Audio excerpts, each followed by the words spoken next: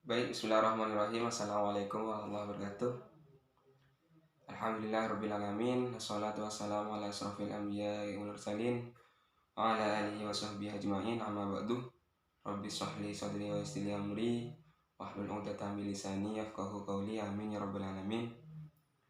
Nama saya Muti Aji, NIM 204 105 010 079.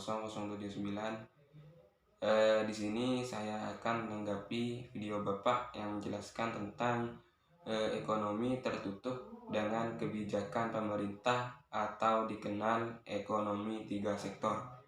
Yaitu di sini ada 8 poin yang saya tangkap. Yang pertama itu ada pengertian ekonomi tiga sektor. Pengertian ekonomi tiga sektor adalah perekonomian yang meliputi kegiatan sektor perusahaan atau rumah tangga dan pemerintah. Yang kedua itu ada siklus perekonomian tiga sektor. Di sini ada perusahaan, ada pemerintah, dan ada rumah tangga. Perusahaan ada pengeluaran pemerintah yaitu berupa pajak, pengeluaran perusahaan pada rumah tangga berupa gaji, upah sewa, dan upah laba. Yang ketiga itu adanya campur tangan pemerintah menimbulkan dua perubahan penting. Yang A itu ada pungutan pajak yang dilakukan oleh pemerintah menambah pengeluaran agregat pada industri dan rumah tangga. Yang ke B itu pajak memungkinkan pemerintah melakukan pembelanjaan dan ini akan menaikkan pembelanjaan agregat karena belum ada perdagangan dengan LN, maka perekonomian tiga sektor dinamakan yaitu perekonomian tertutup.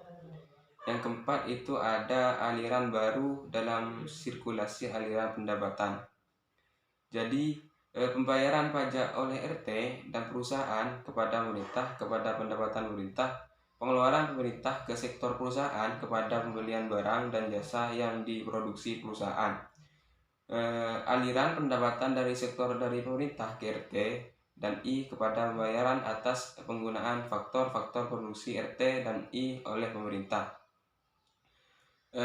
Yang kelima itu ada pendapatan yang diterima oleh RT akan digunakan untuk 3 tujuan.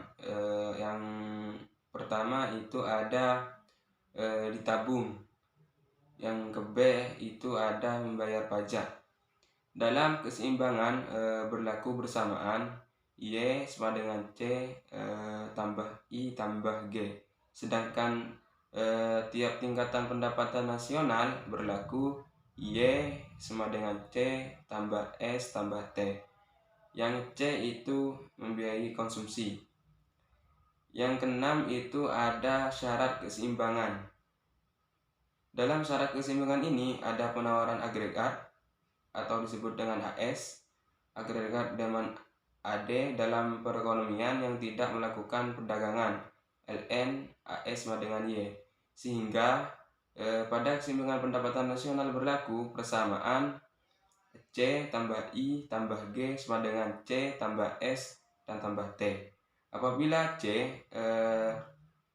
pada tiap luas dikurangkan, maka berlaku G ditambah G sama dengan S ditambah T.